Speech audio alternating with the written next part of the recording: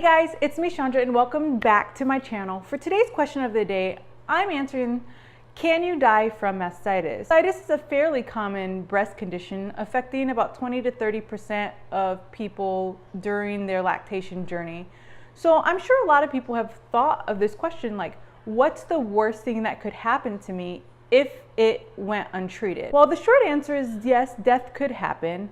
The biggest concern is going to be septicemia, which is where the infection gets into the bloodstream, and the bacteria, the toxins can infect other parts of the body. Sepsis is another concern. It sounds like septicemia, but it's not exactly the same thing. In sepsis, your body tries to protect itself from the infection, and so it reduces blood flow to your organs.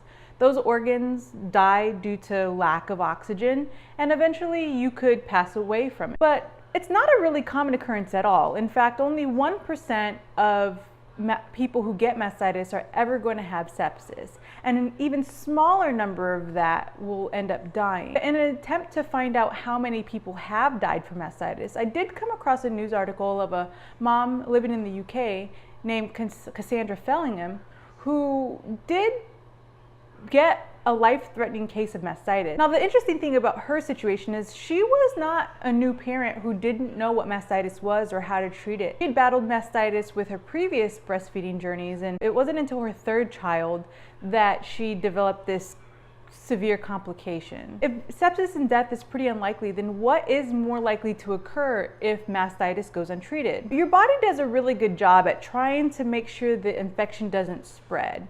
And so what it will do is it will create a wall around the infection, and you'll develop what is called an abscess. Essentially, an abscess is a pus-filled pocket. And what can happen is, left untreated, that can kind of come up to the surface and rupture. Usually the treatment for abscesses are manual draining at the doctor's office and a course of antibiotics. So now that we've talked about what's likely to happen, how do you prevent it? Well, I'll be making a video in the future that goes more in depth about what mastitis is, how to treat it, how to prevent it. But for this video, I wanted to give you my top 2 tips for preventing mastitis.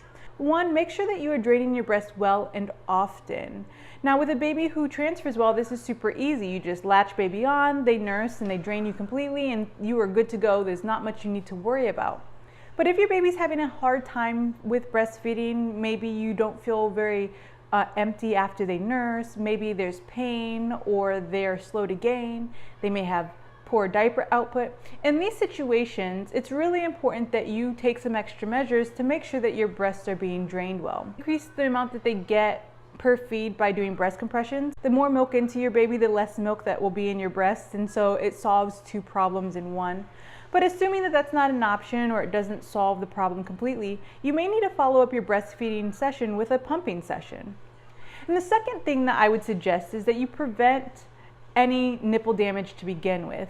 Now, again, this is something that's easier said than done. If we could prevent that by happening just by wishful thinking, then none of us would ever have cracked or damaged nipples. But the truth is that if there's no a wound or cut or cracks for bacteria to enter, then the odds of getting infectious mastitis are really, really low. If you're having latching or breastfeeding challenges, get help immediately. Don't wait till tomorrow. Don't wait to see if it gets better next week. Reach out to somebody to get help soon. So one thing that you can do to help your nipples heal quickly is applying a product called MediHoney.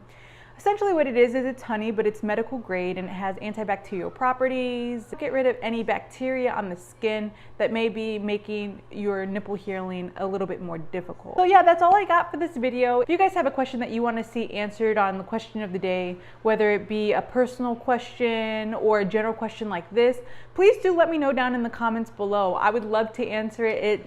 The whole purpose of this series is to make sure that you guys are getting the answers that you guys are looking to get. And so any feedback on that is going to be so helpful. If you guys want to see more videos like this, please subscribe to my channel. Not only would I love for you to be a part of our small but growing family here on YouTube, but by subscribing, you can be sure to see other videos that I post answering other people's questions. That's all I got for you guys. See you tomorrow.